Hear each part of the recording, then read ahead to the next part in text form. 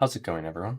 This video is going to be over breaker blocks and how I use them in my trading. First, we are going to go over the bearish breaker block and then the bullish breaker block and the structure that defines them. So for a bearish breaker block, we have to have a high, a low, a higher high relative to this high, and then a lower low relative to this low.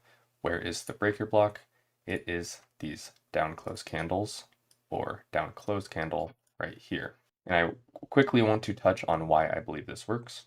So if we were going to be creating a trend upwards here, we would expect price to come back, make a higher low relative to this low in this area in these down close candles or order block, which should support price to go higher. However, when we break through that, this support becomes resistance, and that is why we should see a move out of these down close candles. Now, if we were looking at a bullish breaker block, the structure is a low, a high, a lower low relative to this low, and a higher high relative to this high. Where is our breaker block? It would be these up close candles here. And similar reasons as stated before, if we were going to expect this to continue a downtrend, we would expect a lower high put in here before continuing lower. However, that doesn't happen. It fails, breaks through, and this resistance becomes support. The next thing I want to discuss is which part of the candle I use depending on what the candle looks like.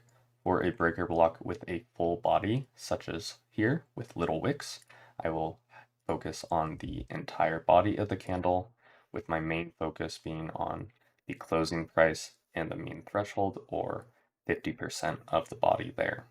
With candles such as one that looks like this, with a large wick and smaller body, I normally focus on the wick of this candle right here, with the low as well as a 0.5 level of this wick. Similarly, on a bullish breaker block, I will be looking at the full body of the candle here, with my focus being on the close and the mean threshold. And here, with my focus on the wick to the close and a 0.5 fib of that right there. Now that you understand the structure of a breaker block, we are going to search for some examples. So right here, we are going to be going over a bearish breaker block and walking through the structure of it. So if we notice here, we have a high, and here we put in a low. So if we are going to get a breaker block, we would need to break this high and then break this low. So as we go ahead, we now put in a higher high. So to confirm that this is a breaker block here, we would need to make a lower low. Right here, we make a lower low. So now where is our breaker block? If we zoom in, you can see these down close candles between our first high and low before we made a higher high and a lower low would be our breaker block. And here I would use the bodies because we have nice full bodies here. And the reason for using the series and not just a single is because if we go out to a 30-minute or one time frame up, that is our single candle. So going back to our 15-minute chart, we would expect price to be resisted in this area. And what else can we look for? Well, we have a little volume imbalance here, which we can mark out. What else can we mark out? The mean threshold of this.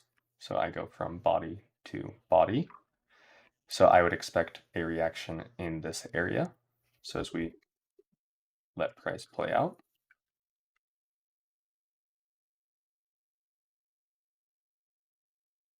and let's extend out our drawings here, zoom out a little. What we want to see is, do our bodies respect this mean threshold?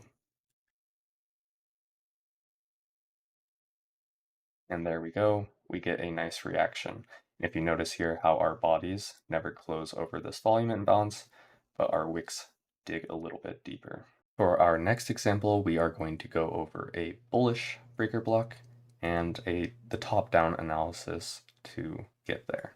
So if you're looking right here, we have a 4-hour fair value gap. Drag that out. And the consequent encroachment of that right there. Now if we drop down to a 30-minute, you notice we have a large up close candle opposite in our direction of our draw on liquidity. And what do we get? A move down there. So zooming in and looking at this, what do we have? We have our low, we have our high, and now we are making a lower low. And so if we let it continue to play on, right there, we get a move higher. Now what do we have? A higher high. So where is our breaker block? This large up close candle here. And for this, I will mark out the body of it, and then also the mean threshold. So as price continues, I would want to see it respect the mean threshold of here. And my most ideal situation is when price taps the mean threshold, but closes out of it. So let's continue on, see what happens.